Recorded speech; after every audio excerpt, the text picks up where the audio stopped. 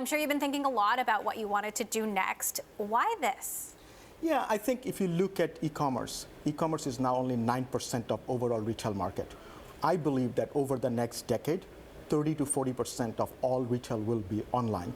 And if you look at, there are not that many consumer choices when you look for buying branded product or having better experience, better way to discover product. So we think there's a lot of opportunity to innovate. If you look at markets like China, for example, where 25% of the market is e-commerce, there are many more players in China compared to in the US. So I think there's a better way to bring joy in a consumer mind when they're trying to buy things. You obviously focused on a younger audience at Snap. Is there something that you learned there in terms of a need that wasn't being met in e-commerce? Yes, absolutely. I think if you look at millennials, they like to do more research before they buy something.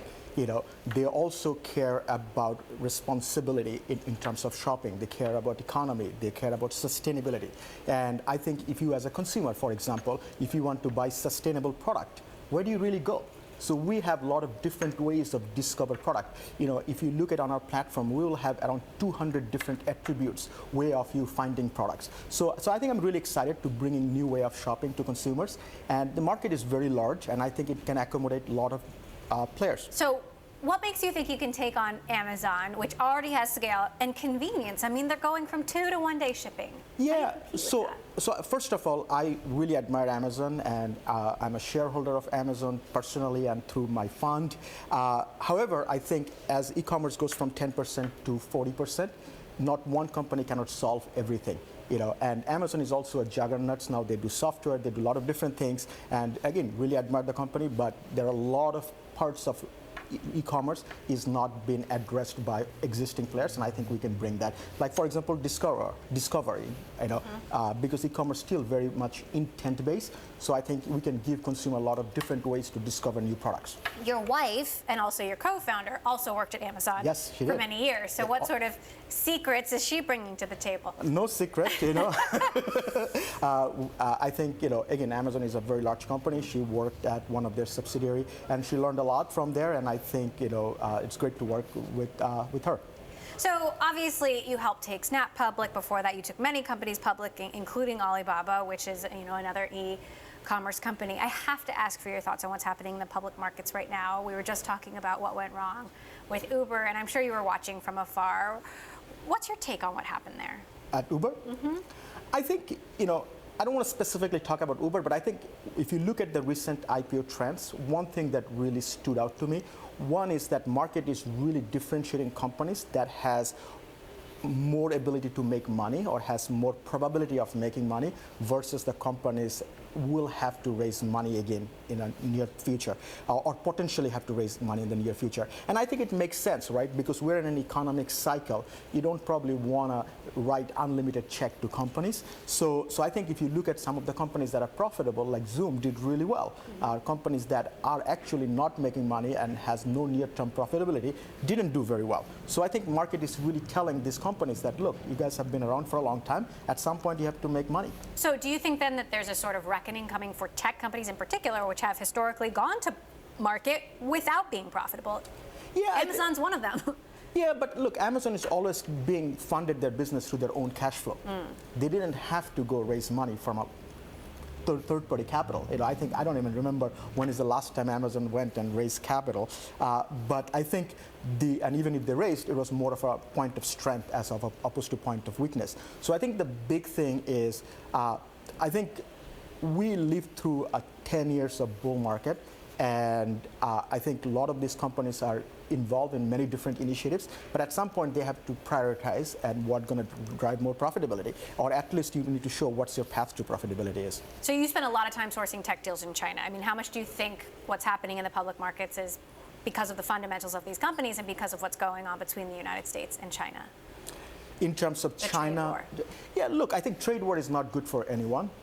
but I think at some point, I think all trade relationship has to be based on mutual respect, and which helps.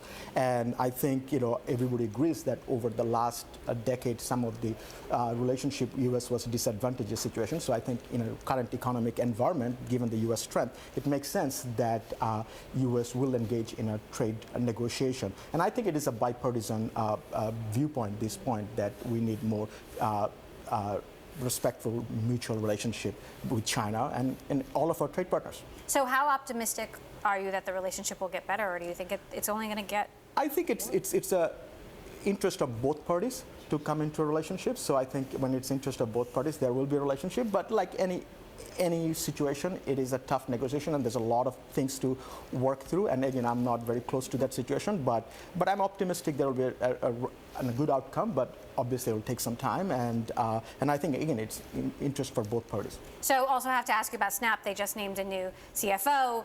There has been a lot of concern about executive turnover at Snap, including the former CFO. What's happening? Look, I think Snap has been forefront of innovating in consumer space, and I think and Evan and his team has done a really good job assembling a great team.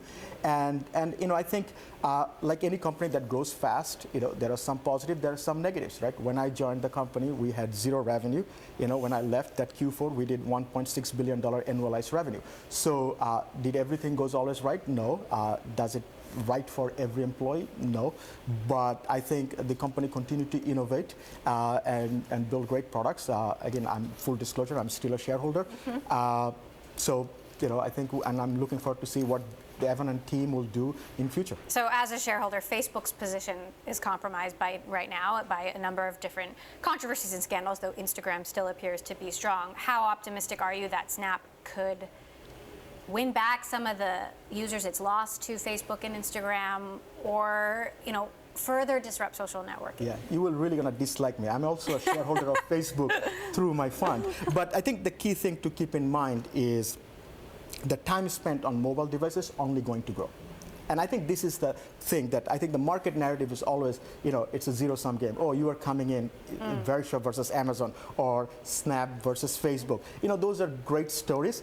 But ultimately, I think is that I fundamentally believe that all of us are in the right side of the history, in a sense, like people are spending more and more time on digitally. And people spend more and more time digitally. There will be a lot more new businesses. Not one company will take everything. It's just impossible for one company to solve every problem.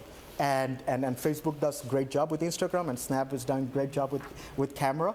And I think, one will be bigger or others will be smaller. That only time will say. But I think both can coexist very well. Okay, so let's talk about Verishop, because Amazon, you're right, isn't the only competitor in e-commerce. Right. We've seen Walmart making moves. We see these sort of niche e-commerce companies, focusing on brand, and that has worked for some companies. When you launch when are you going to launch? Late June, early July. What are we going to see? I think you will see that our commitment in 4 areas. Number one is trust, because most of these e-commerce players are marketplace. And when you are in a marketplace where anybody can go list something or anybody can post something, the platform is prone to counterfeit and fraud. We saw that with eBay. We saw that with Facebook, with Russian. We saw that with Taobao in China. So I think what we're doing is we're acquiring all the product directly from the brands by guaranteeing everything you're buying is real. And I think trust is going to become an important topic of internet, because over the last 25 years, internet was built on the premise of open platform. And we saw when everything is open and there is no rules, it brings chaos. So I think we're building all the product you're finding is real. We're standing by that because we source it directly from the brands.